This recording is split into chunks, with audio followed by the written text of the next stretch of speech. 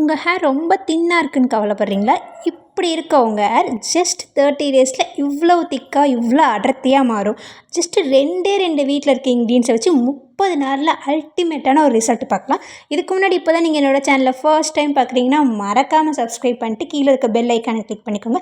அப்போ தான் நான் போகிற வீடியோ உங்களுக்கு கண்டினியூஸாக வந்து சேரும். இந்த ஹேர் ஆயில் எப்படி ப்ரிப்பேர் பண்ணலாம், இந்த ஹேர் ஆயில் எப்படி யூஸ் பண்ணலாம், இந்த ஹேர் ஆயிலுக்கு என்னென்ன இன்க்ரீடியன்ஸ் தேவை அப்படின்னு சொல்லிட்டு வீடியோ ஸ்கிப் பண்ணாமல் ஃபுல்லாக பாருங்கள். நான் ஃபுல்லாக எக்ஸ்பிளைன் பண்ணுறேன். இதோட பெனிஃபிட், ஹேர் ஆயில் மேக் பண்ணுற வீடியோ எல்லாமே சொல்கிறேன்.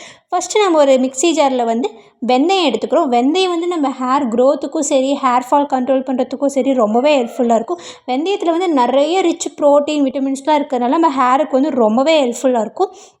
நம்ம ஹேரோட வால்யூம் திக் பண்ணுறதுக்காகவும் ஹேர் க்ரோத்தை இன்க்ரீஸ் பண்ணுறதுக்காகவும் வெந்தயம் பயங்கரமான ரிசல்ட் கொடுக்கும். நான் வெந்தயத்தை நல்லா பொடியாக அரைச்சிக்கிட்டேன். நெக்ஸ்ட்டு நான் இதோட என்ன சேர்த்து போனால் 2 கைப்பிடி அளவு கருவேப்பிலை எடுத்திருக்கேன்.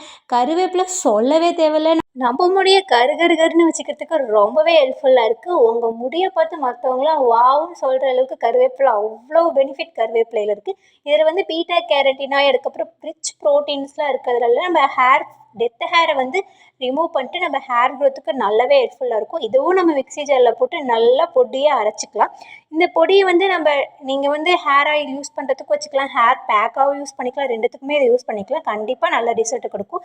நல்லா இந்த மாதிரி ஓரளவுக்கு நெகு வந்ததுக்கப்புறம் இப்போ நம்ம ஆயில் எப்படி ரெடி பண்ணுறதுன்னு பார்க்கலாம். தேங்காய் எண்ணெய் ஒரு இரும்பு கடாயில் எடுத்துக்கிறோம். இரும்பு கடாயில் தான் ரொம்பவே பெஸ்ட்டாக இருக்கும். நீங்கள் மற்ற சில்வர் பாத்திரம் அதை யூஸ் பண்ணுறதுக்கு பதில் இரும்பு கடாய் நல்லாவே பெனிஃபிட்டாக இருக்கும். இப்போ எண்ணெய் ஓரளவுக்கு காஞ்சதுக்கப்புறம் நம்ம அரைச்சி வச்சுருக்க அந்த பேஸ்ட்டு, கருவேப்பிலை பேஸ்ட்டும் அதுக்கப்புறமேல வெந்தயத்தையும் நம்ம உள்ளே ஆட் பண்ணிக்கிறோம். நல்லா பொரியாக வரும். ஏன்னா உள்ளே இருக்க மாய்ஸ்சர் கண்டென்ட்லாம் பொரிஞ்சு போகிற அளவுக்கு நல்லா கொதிக்க விடணும், பொரியாக வரணும்.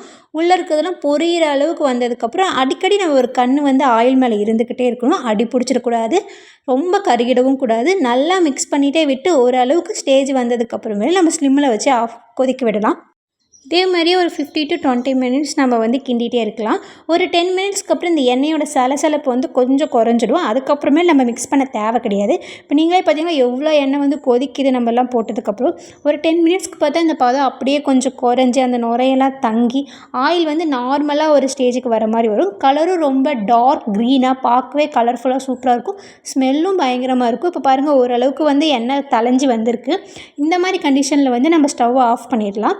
நெக்ஸ்ட்டு ஒரு பவுலில் இது பண்ணிட்டு வீக்லி 2 டைம்ஸ் நம்ம இந்த ஹேர் ஆயில் யூஸ் பண்ணிக்கலாம். நம்ம ரெகுலராக யூஸ் பண்ணுறதுனால யூஸ் பண்ணிக்கலாம். But hair wash, before hair wash time அப்போது நம்ம ஹேர் ஃபுல்லாக ஸ்கேல்பில் நிறைய ஹேர் ஆயில் அப்ளை பண்ணிட்டு அதுக்கப்புறமேலே கொஞ்சம் மசாஜ் பண்ணிட்டு நார்மலான ஷாம்பு வச்சோ இல்லை சீகக்காய் யூஸ் பண்ணியோ நீங்கள் ஹேர் வாஷ் பண்ணிக்கலாம். இப்போ கலர் பாருங்கள் எவ்வளோ பியூர் க்ரீனாக ரொம்பவே கலர்ஃபுல்லாக அழகாக வந்திருக்கு. நீங்கள் கண்டிப்பாக யூஸ் பண்ணி பாருங்கள். கண்டிப்பாக பெஸ்ட் ரிசல்ட் கொடுக்கும். ஏன்னா கருவேப்பிலையும் வெந்தயமும் நம்ம ஹேருக்கு எவ்வளோ பெனிஃபிட்னு சொல்லிட்டு எல்லாருக்குமே தெரியும். இதை யூஸ் பண்ணிவிட்டு எனக்கு சைடு எஃபெக்ட் வந்திருக்கு, எனக்கு ஹேர் ஃபால் ஆகுது, எனக்கு டேண்ட்ரஃப் வந்திருக்கு, அப்படி இப்படின்ட்டு எந்த ஒரு குறையுமே சொல்ல முடியாது. இதுக்கு ஆப்போசிட்டாக தான் சொல்லலாம்.